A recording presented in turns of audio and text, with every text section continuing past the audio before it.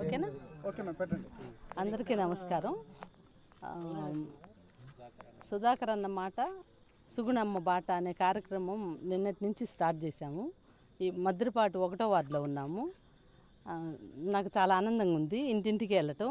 మా కుటుంబం మా హైదరాబాద్లో ఉంటారు కదా పిల్లలందరూ, కానీ ఇక్కడికి వస్తే మా పిల్లల మధ్యలో, నా అన్నదమ్ముల మధ్యలో, కుటుంబ సభ్యుల మధ్యలో ఉన్నట్టే ఉంది. చాలా ఆనందంగా ఉంది. ఈ కార్యక్రమాన్ని ఇలాగే కొనసాగిస్తాము.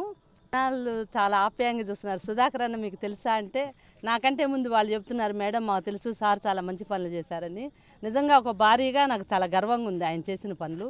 అంటే ఒక సొంత మనిషిని పొగుడుకోవటం కాదు, కానీ నిజంగానే చాలా ఆనందంగా ఉంది.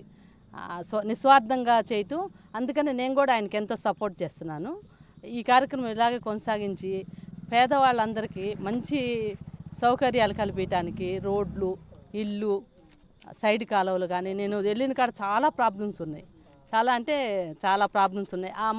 నాకు అసలు నిజంగా మైక్ ముందు మాట్లాడటం రాదు. అది అవన్నీ చూసినాక స్పీడ్గా వస్తున్నాయి మాట్లాడటం. అంటే అన్ని బాధలు ఉన్నాయి మొత్తం.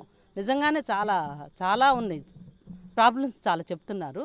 అవన్నీ సాల్వ్ చేయాలని ఖచ్చితంగా చేస్తామని కూడా హామీ చెప్తున్నాను. నేను వాళ్ళ సొంత ఇంట్లో అక్కలాగా, ఒక తల్లిలాగా అందరూ, మా పిల్లల వయసు ఉన్నవాళ్ళు ఉన్నారు చాలామంది, అందరూ చాలా ఆప్యాయంగా చూస్తున్నారు. ఆ పాప ఈమె అయితే ఎంత ఆనందపడుతుందో, ఆమెను చూస్తే నాకు చాలా ఎనర్జీగా ఉంది ఆ మాటలు వింటే. అంటే ఆయనకి మొదటి నుంచి కూడా ఆయన నియోజకవర్గంలో పుట్టి పెరిగిన చోట చేయాలనేది ఆయన కోరిక. ఫస్ట్లో మేము కొంచెం ఏంటి ఇలా ఖర్చులు పెడతారు అని అనిపించేది.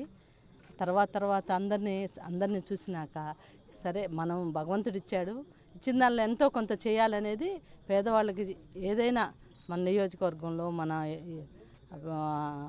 ఊర్లో అభివృద్ధి పనులు చేయాలని నేను కూడా గట్టిగా సపోర్ట్ చేస్తున్నాను. తర్వాత వీళ్ళందరూ ఆప్యాయత చూసినాక చాలాసార్లు చూశాను నేను కూడా అలాగే ఆయనలాగానే చేయాలని వస్తున్నాను. అమ్మ గారు చెప్పినట్టు భగవంతుడు నిజంగా అవకాశం ఇస్తే కావలి కనకపట్నంగా పేద పిల్లలు, చదువుకున్న వాళ్ళు అందరికీ ఎంతో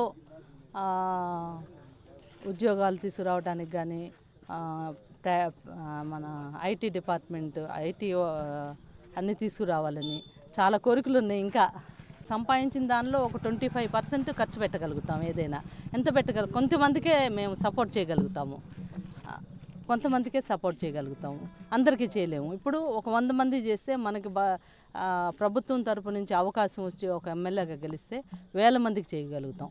ఉద్యోగాల నుంచి కానీ, ఇల్లు కానీ, పేదవాళ్ళకి హాస్పిటల్స్ కానీ, ఏదైనా కానీ, అంటే ఇంకా మిడిల్ క్లాస్ అబవ్ ఉంటారు కాబట్టి వాళ్ళకి వసతులు, రోడ్లు, కాలువలు, ఎవరికి డిస్టర్బెన్స్ లేకుండా, అంటే చిన్న చిన్న దౌర్జన్యాలు లేకుండా, వాళ్ళని ఇబ్బందులు పెట్టకుండా చేయాలనేది మా కోరిక.